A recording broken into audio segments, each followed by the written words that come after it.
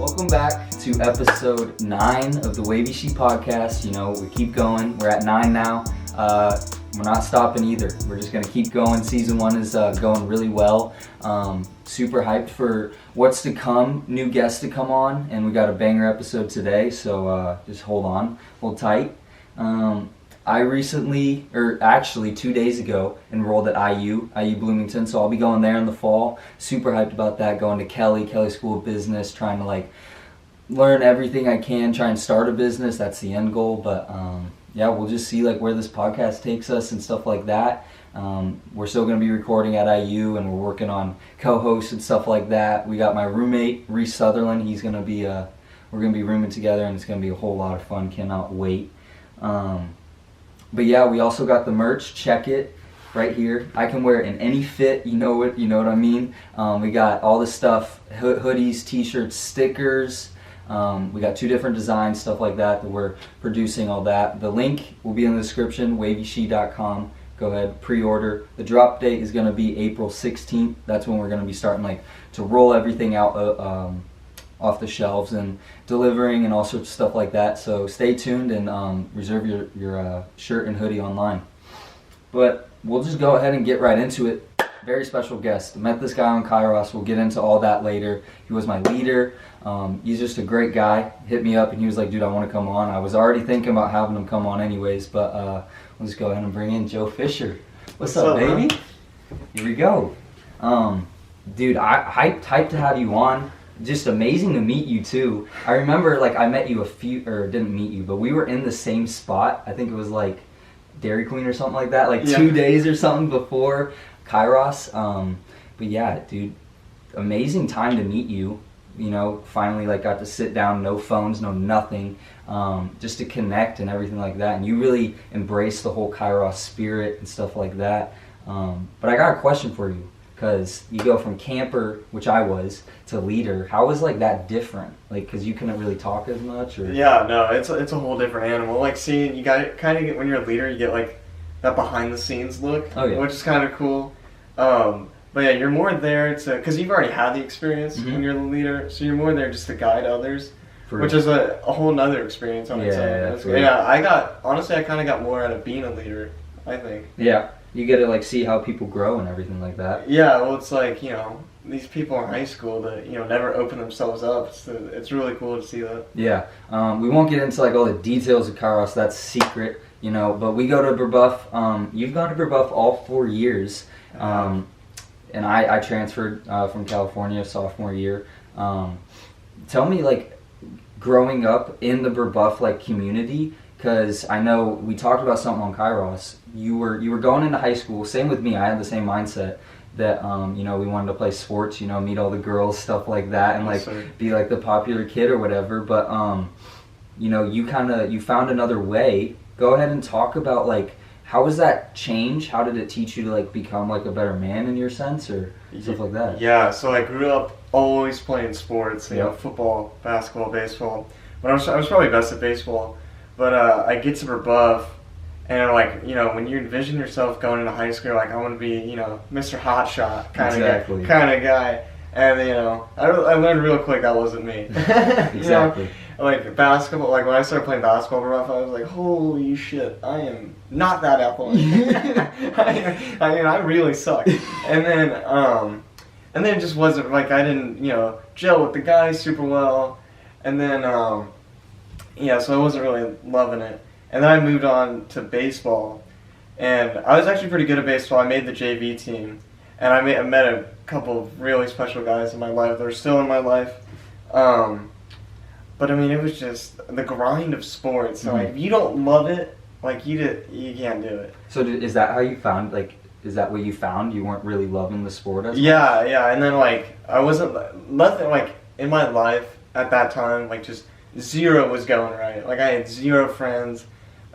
Sports weren't going well. And in the past, that was my path. I always had a lot of friends. I always played sports, But then, when shit hits the fan, you kind of got to step back and reevaluate and all sorts of stuff like that. Do you think it was because you were trying to be someone that you just thought you Oh, weren't? completely. Yeah. I was saying just the dumbest shit to people, just to like try to like Get them to be laugh. cool, be cool. Yeah. Yeah. And then like you realize once you start being yourself that like those people start liking you because you're being yourself. And Exactly. That's I think that's just a lesson you learn in high school. I mean, yeah, that's kind of going off of that. It's kind of like the whole mantra that I'm starting, you know, like staying wavy, like being yourself, not putting on a new image and stuff like that. I had the same thing. I was going into high school, like I said, trying to be like the hot shot. But then I realized I found my group of friends, you know, and I stayed with them and I just clicked with them. And that's what brought me like the real happiness. I wasn't trying to like put on like a fake face and like a fake image or anything like that. I'm glad you realized it, but there's still also a lot of people out there that are, you know, don't really notice that. So then, I was pretty lost, and then I had taken a theater class the spring semester of my freshman year. Like, absolutely loved it. It was super fun. I've always loved movies and TV. It's like, kind of my thing. And then, so I was like, should I quit baseball? My other friends, they weren't loving baseball either, and they were, you know, we were like, you know, fuck it, let's quit. Yeah, exactly. But then we were like, okay, what are we going to do now? And then my buddy Scott was like, because he had done the fall plays. Scott Esteb, right? Scott Esteb, yeah. Fantastic guy. Yeah, I love him. He was like, he had done the fall play, so he was like, just do the fall play. And we were like, you know, fuck it, let's do it. And it turned out to be really fun. We got this like group of friends going. Mm-hmm. And was that Oklahoma? No, it was Frankenstein. Oh, okay. Hell of a production. Hell of a production. Yeah, but you know, when you're in high school, there's only one reason that you quit sports to do theater: the women. Of course. Exactly. Of course.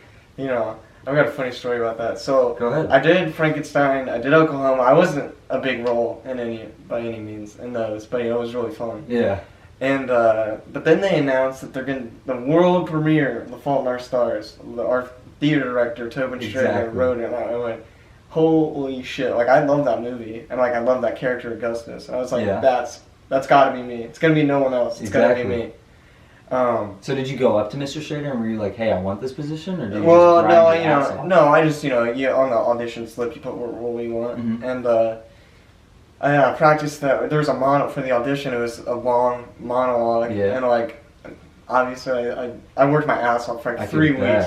3 weeks. I mean, like 2 hours a day. Exactly. That's how you gotta get it. You gotta put in that grind. But yeah, so then Fault in Our Stars happened. I mean, holy shit! You want to talk about like stress, having to work. I mean, we would have 3 hours of rehearsal a day, and then I would go home, and for an hour and a half, I'd memorize the scene that we did, just to like. That's how you had to do it. Yeah. And like, so yeah, but then we get to the actual thing, and like, for the first time ever, I think at Buff, like, theater was kind of buzzing. Like, people were like into it, which was so funny because theater, I mean, we're just a bunch of nerds. And so yeah, people are buzzing about it, and it's kind of blown. Like, it's the ticket. We had 5 shows and like 200 tickets per show, and they sold out in like 10 minutes. Jeez, yeah. I mean, The Fault in Our Stars, of course, is obviously like a huge show or a huge movie, huge book first. But yeah, all the girls, I could bet. Yeah, no. So like, and I had no idea that was gonna. I had no idea that like girls were even gonna come, and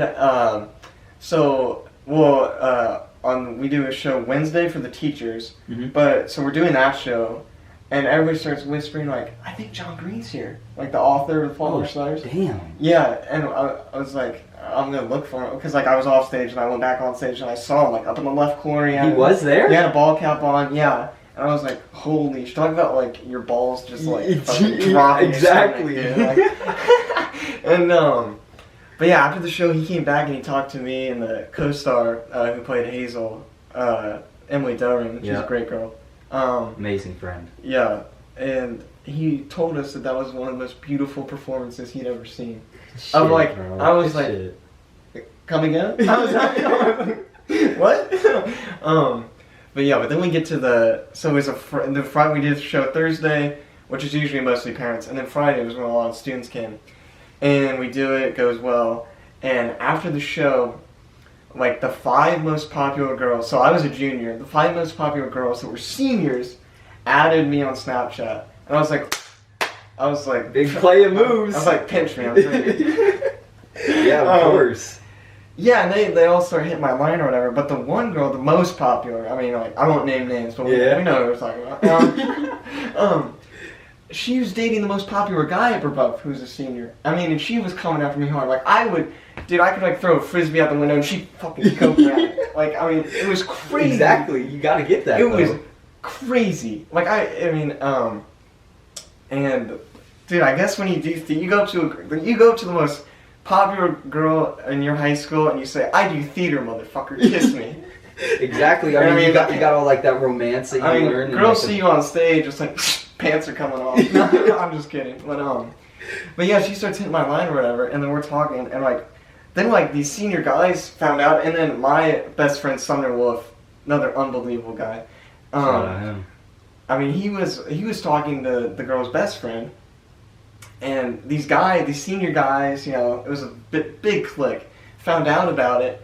And we were all at this party, and they like circled me and Sumner like a fucking sharks in the water, dude. Damn. And yeah, we got the message. The heart was pumping. We got the message really quick, dude. But like, after like that experience with that girl, I was like, I have peaked in my ass getting career. Like, I hadn't even touched her. Hey, I mean, you still got it. You still got all the connections that everybody's coming in. No, I was like, thank you, God. Thank you, God. I'll take it. I'll take anything I can. Yeah, you know, we're all just looking for a little validation. No, yeah, I mean, for sure. But that could only have boost your confidence. So. Oh, no, but then I like realized, like, you know, when you're in high school, like, everyone wants to be cool. But I think the key is being cool in your own way. You know, go your own way. Exactly. Yeah, I think that's kind of what you did with theater. Yeah, like, fuck it. Yeah, dude, it was a pretty fucking cool time to be alive. I could bet. Yeah, dude. I mean, all the confidence you're getting from that, you're rolling into everything. You're like, damn, I'm the hot shot. Here we go. But even off of that, you still like are connecting with this girl. But did you think that was still your path? You still wanted to be with like the popular? Yeah, I did. Yeah. I did. I've always wanted to. Mm-hmm. But then kind of after a couple months after the things ended with the girls and like everything kind of went cold, you know, I'm back to square one sort of, but I have this theater thing now, and that was really nice. But and then like I went on Kairos, which was really fucking special. Yeah. You know. Did you go with all like the Quinn Jesse? Yeah. You know, it's more of like you get perspective when you go on like the Kairos thing. So I felt really good about myself, and then I got the confidence to ask my current girlfriend, so like a year ago, Jane out, and then you know it worked out. It wasn't like I wasn't asking her out. I was more asking her to prom. Mm-hmm. And then, you know, prom got canceled because of COVID. And all that thanks, shit. COVID. I know. It's a bummer. But, dude, I cannot wait for this one. This one's going to be banger. I'm going to be dancing, tearing up the dance floor. Dude, you know? Oh my God. I'm busting move. But for real, though, how are you supposed to do it? Are they going to make you wear masks and not touch people? Because, like, how are you going to slow dance, Me and my woman are going to be shaking. So, there you go. But, yeah, then... we started, so me and James started talking. I had no idea I was going to go anywhere. I didn't know what was going to happen, but we started hanging out, you know. Mm-hmm. 10 months later, we're still here. So. There you go. But I did want to say something, and we can cut this. But, so you did ask her out. You went on that first date, and then what happened after that? Did it go amazingly? Okay, I should add this. So we were gonna go to prom together, but a couple months before then, in like December, I took her out for pizza, and I thought it went great. You know, I think she had a good time, and then you know, she stopped texting me, like ghosted. I was like, all right, all right, it's gonna go this way. Gotta take your losses. Yeah. But so that was before Kairos, right? Before, yeah. So that's December. I went on Kairos in February or whatever, and then you know. Then her friend approached me and she's like, Jane wants to go to prom with you. I was like, alright. Yeah, especially after that happens, you're like, I'm not going to put everything out there. I was like, alright, cool beans. So, we were going to go to prom together and then prom didn't happen. I was like, do you want to still hang out? And she's like, sure. And then we were hanging out for about a month. I was like, you want to make this thing official? And she's like, yeah. And then, you know, we're still here. Yeah, it's history from there. Yeah, no, it's just kind of crazy because like I used all the same lines, I've played the same music in front of her or whatever, you know, with other girls, it just never worked out, and then Yeah. with her, it just kind of clicked. You know? And I think, I mean, you found the person who loves you for you, you know? Yeah. And that's yeah, exactly what you were yeah. talking about, everything. Just being Just happy being- for you. Yeah. Yeah, but so from that, I mean, do you think that The Fault in Our Stars was like the main reason that you got like the confidence and maybe like the... Well, I've always been a very confident person internally. Okay. But you know, I always kind of try to act very humble and like modest and maybe even a little shy to other people because I don't want to like put myself on other people. But after The Fault in Our Stars, like people sort of saw me for the first time. You know. I feel that. Like, yeah. You know, they got to see a little more of me, and then I just, you know, I felt really comfortable being myself, and I think people, you know, responded to that. Oh yeah, for sure. I mean, so but from that, you now go into the next play as the lead man. I know Yeah. you were super stressed out about it. We were talking about it. You were like, Oh yeah. I don't know if I want to do it. It's like senior year, all this stuff. And, Yeah. and it was a musical. Yeah. So we just did. So this. He's talking about the most recent musical. We just did Camelot. Yep. And yeah, I got the lead, and like I mean, it was so, the music was so, like I'm telling you, he had me working with a vocal coach, and my first session with this guy, like the guy was basically just telling me how bad I was, and I was like, but I mean, that's all part of the Come on, process. man. It's all part of the process. You gotta respect it. Yeah, for sure.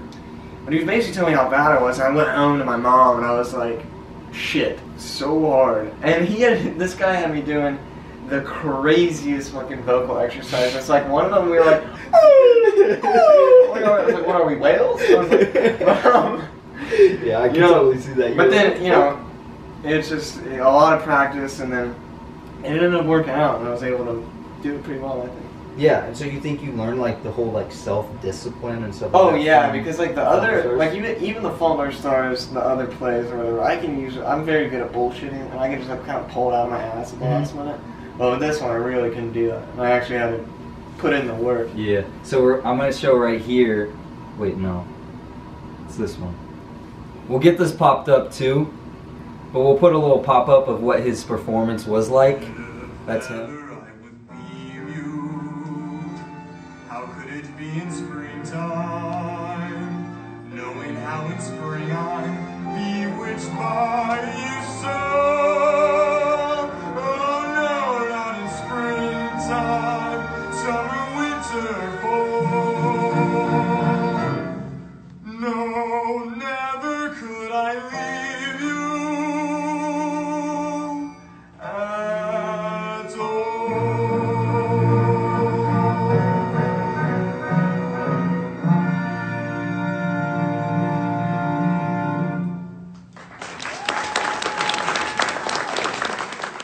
So when you get all this stuff and you're doing all these things and people are knowing this is Joe Fisher, whether that be from The Fault in Our Stars, people knew you before, you then get voted to be Buff Man. I mean, obviously it wasn't what it could have been, just because COVID and all that. But dude, how hyped were you for that? Oh, that I got voted to do that. Well, it wasn't more voting. It was more like it was very beginning of junior year, and Dean was, you know, her classic, you know, class meeting or whatever with us in the chapel, and she's like, "Oh, we need our Buffman graduating. We need one." And it's just so funny. I stood up and I was like, "I'll do it," and then everyone's like, "Yeah!" And I was like, "Fuck yeah, let's go!" And Alrighty. they gave me the cape, put that shit on. I was There like, you let's go. dude. So you were actually during junior year too? Yeah, yeah. Oh, okay. It was Alright. it was me, Scott Ested, and All your homies. Roger Sheffield. Yeah, no. So, but were you? I'm guessing you were still doing it senior year too, right? Yeah, For yeah, like, all you the football could- games and stuff, and we weren't able to go to basketball games, which sucks. Yeah, I know, just because it was inside and all that. But I mean, what was it like? Because I mean, now you're back in the whole sports world that you Yeah. loved, but now you're doing it in a way that's you. You know, Yeah. You're rooting for everybody. How was that? Yeah, well, I'd always, so like all my family's gone to Breaux, my cousins went to Breaux, so I've been going to Breaux sports games, like literally forever. And I always looked at the student section, and they've always had Buffman. And like I was like, that's what I want to do when I'm in high school. If That's I'm not so playing sick. sports, that's what I want to do. And like so, when that opportunity came, like I was on it, dude. I was on it. Did you know that going into the meeting? Like, did you think? I that didn't you were know. gonna I do it? didn't know like that was gonna come up when the opportunity. You got to seize the day. Oh yeah, you for gotta sure. seize the day. As soon as you probably heard Dean Adams be like, Hey, we need saw a my rope, like man. you know like skin jumped off my skeleton. Exactly, yeah. And you were probably sitting with all your homies Yeah. all around you, like, Yeah. let's go, Joe. Yeah. Yeah, dude. So you're rooting on for everybody, and because you're using like all this like added emotions that maybe you got from theater, or do you think you already had those? Well, no, I already have this. Like, I love sports, and I love like I love rooting for my teams. Mhm. Like, What are your teams, by the way? I'm an avid Colts fan, and then like I'm not big into the NBA, but I'm a huge Purdue basketball There you go. football fan. Yeah. Are you going to Purdue? I am. Yeah, Okay, I'm going to that's the what I business thought. school. Nice. Yeah, but no, I've always been just the biggest. Like, I go in for rooting for my teams or whatever. And that's one thing that I hate about our high school is that our student sections always suck. Like, and I want to change that, but Yeah. Rome wasn't built in a day. So what do you think is bad about it? You think like not a lot of people go? Well, just like people don't like. I don't know. I feel like teams that are from like a certain town or whatever, the town like gets behind them, And 100%, yeah. And like I Hoosiers. Yeah, exactly. And I try to get like behind, like I'm behind Rebuff, like I am with them. And, I feel like just a lot of students don't really care that much to like put that much energy into it. Yeah, I mean, I could tell with that because, I mean, I had friends, to be honest, I didn't also go to a lot of the games, if I'm not going to lie, but... you were doing lazy shit. Exactly, doing all the planning, we'll roll with that. But yeah, like, it is sad to see that because it's the same way out in my high school in California, which might be the reason why I didn't go to the games. Going to the football games and going to the basketball games wasn't really like a big thing. I think that might be like California culture. I think in Indiana it's like a huge thing, Oh, especially yeah. basketball. Yeah, which is weird to see because now you're going like Rebuff and it's not like that. Yeah. But dude, Carmel football games, have you ever been to one of those? Yeah, they go crazy. Those go crazy. That's what I'm saying, dude. Like I always wanted Rebuff to be like that, but Yeah. It is what it is. Yeah, I mean Carmel, we had Andrew Turvey on. He was saying like Friday Night Lights being under there was absolutely crazy. Yeah. I do remember though, the basketball games used to get pretty exciting too. Yeah, sometimes. Like if we were playing like Cathedral or Shatar, it would get. And we have such a small gym that like it made the numbers look bigger. Because I remember Jack Morocnik, at least that I remember. I mean, all the guys, Jack Pavlak, Quinn, they were all on TV. I'm pretty sure you were too. Yeah, the news came on, But yeah, they showed me the link in the clip or whatever. It looked pretty hype then, but I could totally see how like shit's like not really working out with the whole like getting behind the team and all that. Do you think it has something to do with it being a private school? I do. I really do. I think it's like, people don't really. I don't want to make people like sound bad, but like people don't really value Rebuff, if that makes sense. I think it's more like they turn like people who go to Rebuff are more going to be focusing on like the academics. Yeah. Because they're on the bigger and better things. Yeah, because I mean, even like going into classes and everything, I don't think I've gone into one class and somebody hasn't been complaining about like the B that they got or something like that. Yeah. Like it's outrageous how people are. Yeah. But if you don't get a 4.0. Yeah, exactly. Fuck you. But dude, even on the intercom when they were doing like the prayer service, not the prayer service, but like the morning announcements or whatever in the prayer, and the teacher was like, Lord, don't make me like stress over these tests, like because it doesn't matter. I'm like, you guys make it so stressful. That's why I'd love to say that Rebuff, like one of their points of pride is that they limit our stress, and I'm like, you're the source of my fucking stress. Yeah, 100%. I have a heart attack every Sunday, like preparing for the next week. Yeah, dude, I had a heart attack going in on Tuesday so I went down to Bloomington because I just enrolled. By the way, I'm definitely going to be making trips up to West Lafayette. Yes, sir. Just hanging out with everybody. I know Thomas is going there, Thomas Druck. Who else is going to Purdue, by the way? Do you know of anybody? Or Drake that we got on? Yeah, Drake. And then really not that many. Like it's so sick that Drake's going though. Yeah. Like he's been working it's hard so tight. I was with him last night actually, and I was like, dude, that is so fucking cool. I know. Yeah, y'all are boys. Didn't he go to Cabo with you? Yeah. He went to Cabo, and his football buddies did. Yeah. And then my buddies did, and it was an unbelievable time. Yeah, I can only imagine, bro. What the boat looked like. Oh my god! Amazing. It looked like like the home screen of a Mac computer. Like that's how cool it was. Yeah. Were you guys doing karaoke too? Because Yeah. I saw videos. Well, of dude, you. I think I was the only one that did it, but no, You gotta show off. they were digging it. That was really cool too. Yeah. And Jane went too, right? Yeah, she did. It was a really good time. But yeah, that's one thing. Like, I just like being in the spotlight, like either like on stage or like just there, like on karaoke or whatever. Like that. Like for me, it's like a fucking like chemical reaction. You like it? Oh, It works with you. It fuels my fire, dude. Like it's so cool. So, do you think you want to be like doing something? Oh on yeah, stage? no. My dream is to be the lead singer of a band. And Sumner's he's picking up the guitar, and then Trevor Rustler he bangs on the drum. He bangs on the drum. Okay. So When are you guys gonna come out we're with putting some it music? together. Like this summer, we're gonna like try to put together. We need a Yes, bass sir. player. Any of you listeners out there that play bass, Alrighty, yeah. hit me up. Hit them up. We'll put a little pop tag right here. Yes, sir. But yeah, no, that's what I wanted. I love rock music, and a big reason why I'm me is rock music. Because like when you listen to rock and like more specifically like punk music, like it just makes you feel like the weirder you are, and like the more fucked up you are, like the better you feel about yourself. Exactly. And that's what yeah. I fucking love about rock music. You know,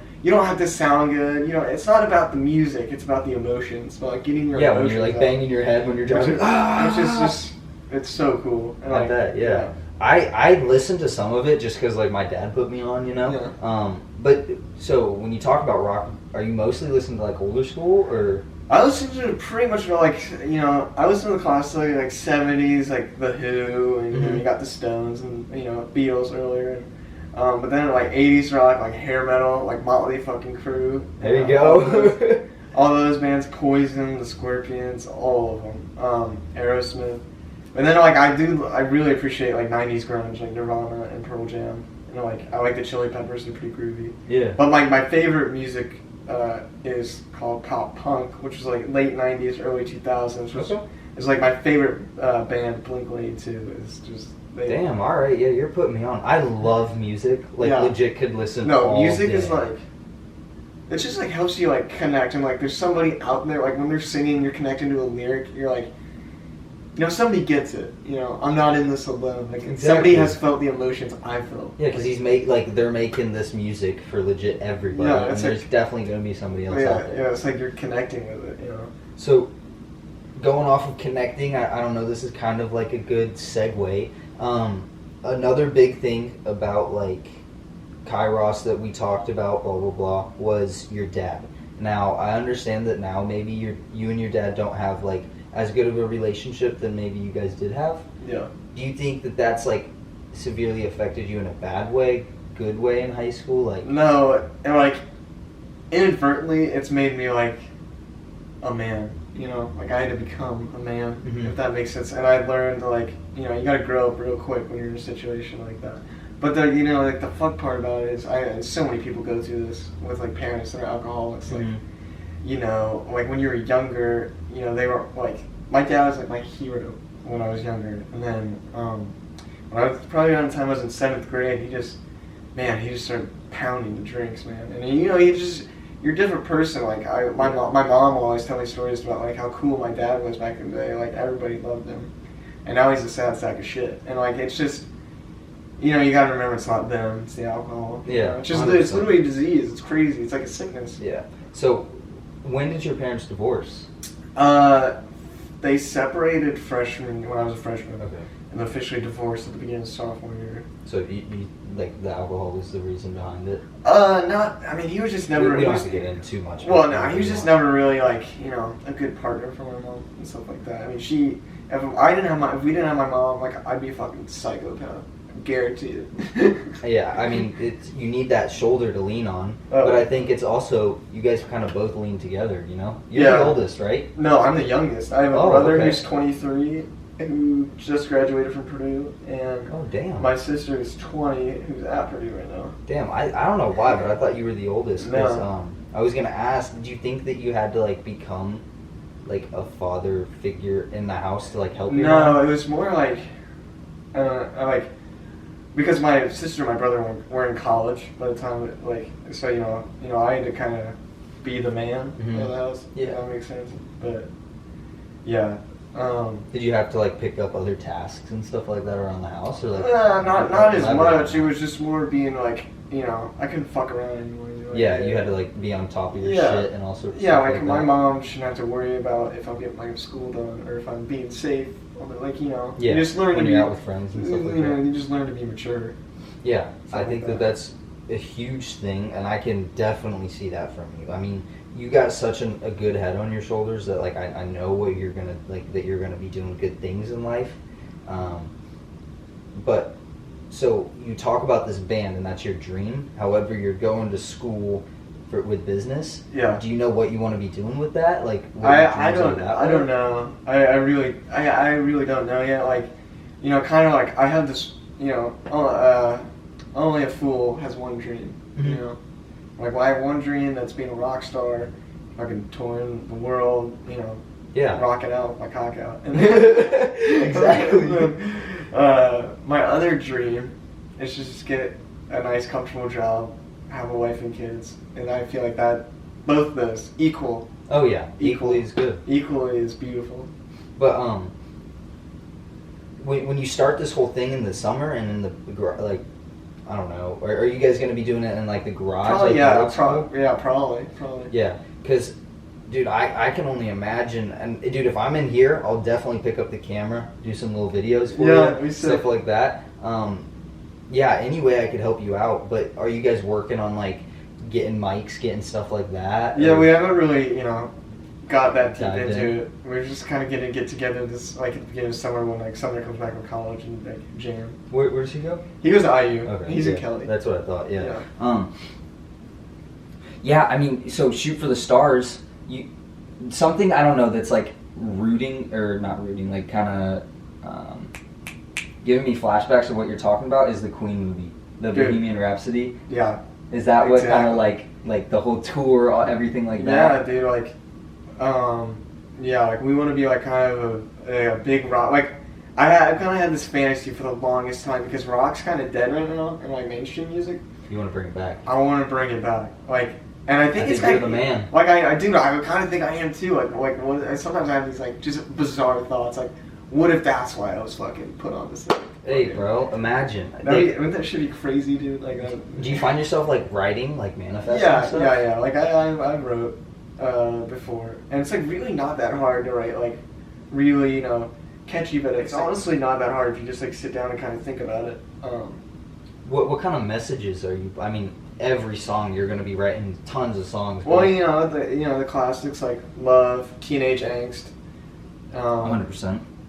You know, kind of, you know, being yourself. You know, like be the fuck who you are. Be the fuck who Exactly, you and are. jam out while you're doing Yeah, it. Exactly, dude. I can like I'm seeing this, and I'm seeing what you're saying, and it's all lining Dude, right? up. I've had this dude for like 2 years. Because, dude, I'm connecting the dots when you're talking about like your theater Yeah. and how nobody knew about theater. Like Yeah. nobody was messing with theater up until The Fault in Our Stars happened, and boom, you were the man, and you were like the theater kid that everybody was fucking with, and all that stuff.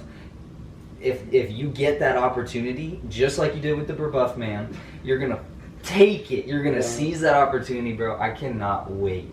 I'll be right there, VIP passes backstage, messing Yes, with sir. you and the whole gang. Yes, sir. I can only be hyped as hell. Great podcast though. Good shit. Yes, sir.